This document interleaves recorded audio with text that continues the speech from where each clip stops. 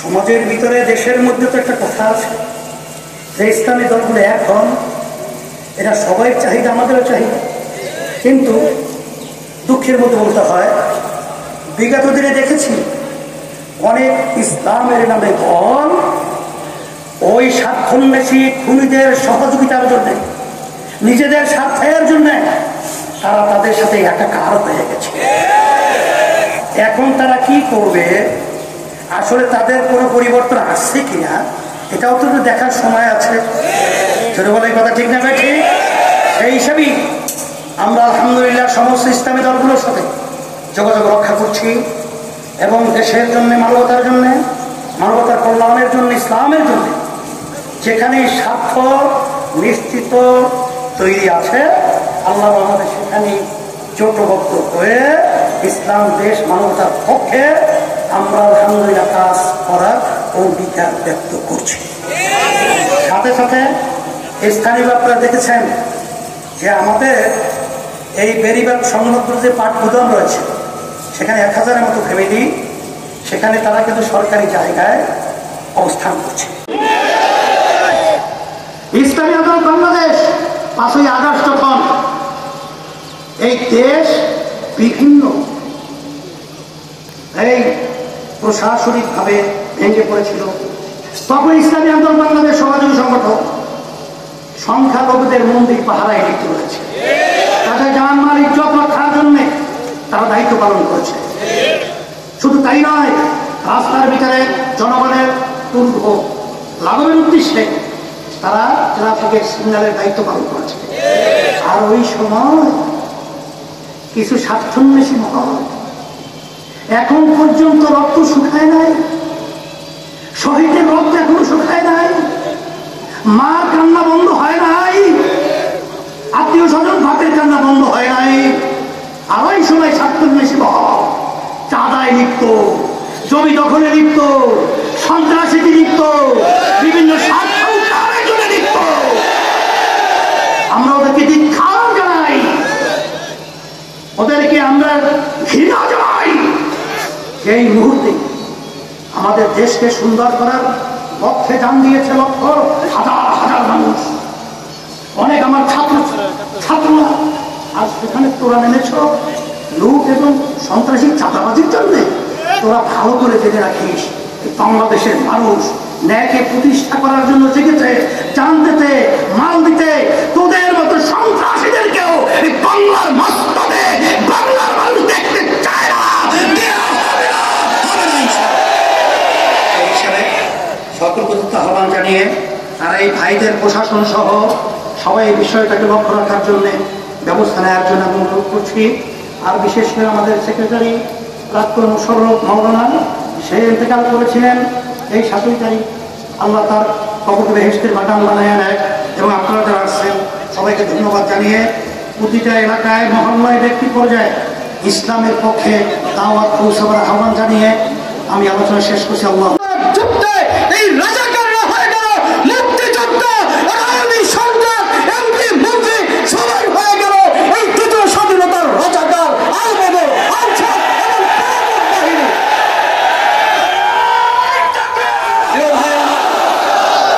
এখন কথা হলো, আমি ছাত্র এবং যুবক ভাইদেরকে এখানে কারা কারা ছাত্র যুবক আছে হাত উঠায়া বিষয় চরমনাইকে দেখাও। এবং শুধু ময়মনসিংহে নয়, সারা বাংলাদেশের ছাত্র জনতা যেহেতু অন্যায়, অবিচার, জুলুম, নির্যাতন, খুন খারাপি, স্বৈরশাসকের দখলবাজদের বিরুদ্ধে মাত্র 2 সপ্তাহের আন্দোলনে, প্রখর আন্দোলনে এই দেশের দ্বিতীয় স্বাধীনতা অর্জন হয়েছে। এই স্বাধীনতা অর্জনের পিছনে সমন্বয়ক ভাইদেরকে ধন্যবাদ জানাই, যারা স্পষ্ট ঘোষণা দিয়েছে, এক জালেম চলে গেছে, এক দুর্নীতিবাজ পালন করেছে, এক সন্ত্রাসের খুনি দেশ থেকে পলায়ন করেছে। এই স্বাধীন দ্বিতীয় বাংলাদেশে খুনি, সন্ত্রাস, দখলবাজ, চাঁদাবাজ আর দুর্নীতিবাজদের জায়গা হবে না, তাদেরকে এদেশের জায়গা দেওয়া হবে না। পীর সাহেব চরমনাই এবং ইসলামী আন্দোলন মনে করে এটাই 92 মুসলমানের দেশে স্বাধীনতার এই পরবর্তীতে মুসলিম জাতিসত্তার ভিত্তিতে অর্জিত এই বাংলাদেশে যারা এই শাসন চালিয়েছে, তারা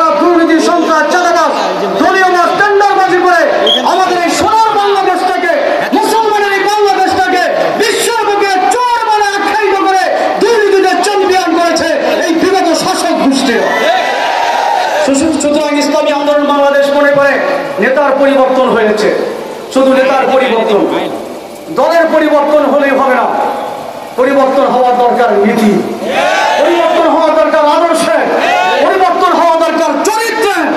আর এই চরিত্র নীতির মধ্যে সবচেয়ে ভালো নীতি এবং আদর্শ হলো ইসলামী নীতি। আমাদের বড় একজন নেতা আছে বলে দুঃখের বিষয়, আওয়ামী লীগ, বিএনপি, বামদল যারা আছে বুকে হাত দিয়ে কেউ বলতে পারবেন না তাদের সাথে ইসলাম আছে। আওয়ামী লীগের সাথে ইসলাম আছে, বিএনপির সাথে ইসলাম আছে, বামদলের সাথে ইসলাম আছে, কিন্তু দুঃখ ভরা কেমন হৃদয় বলতে হয় আদর্শের ধর্মে ইসলাম, ইসলামের ধারক বাহকদারী মুসলমানরা ইসলাম যেখানে সেখানে আছে।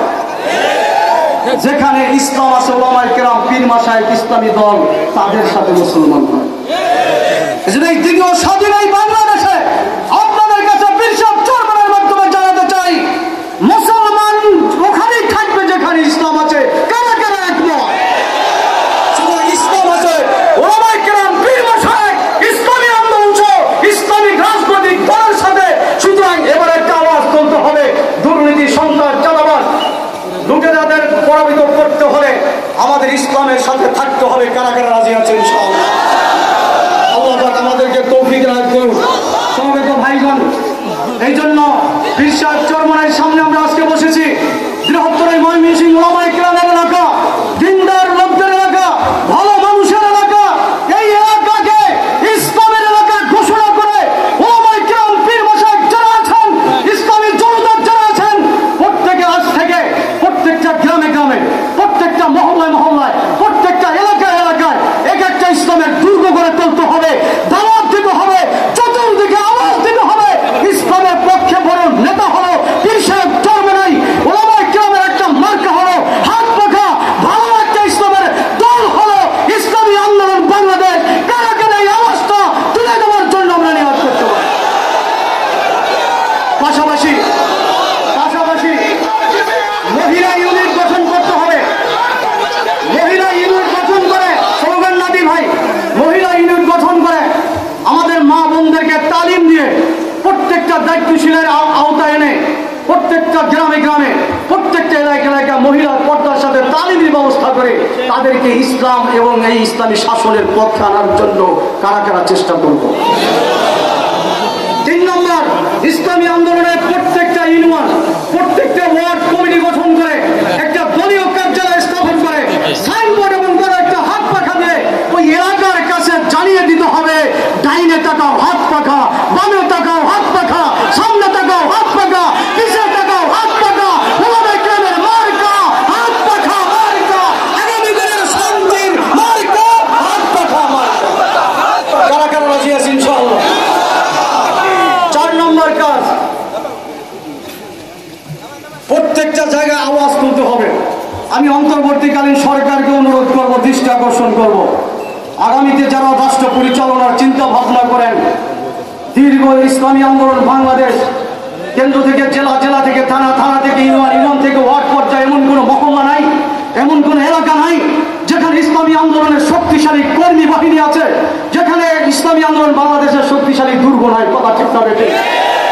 এই বাংলাদেশের রাজনীতিতে চরমনাই পীর সাহেবদেরকে মাইনাস করে, ইসলামী আন্দোলনকে মাইনাস করে আমাদের দাবিকে উপেক্ষা করার জন্য যদি কেউ রাজনীতির চিন্তা ভাবনা করেন, তাদের ঠাঁই বাংলাদেশে হবে না, তাদেরকে।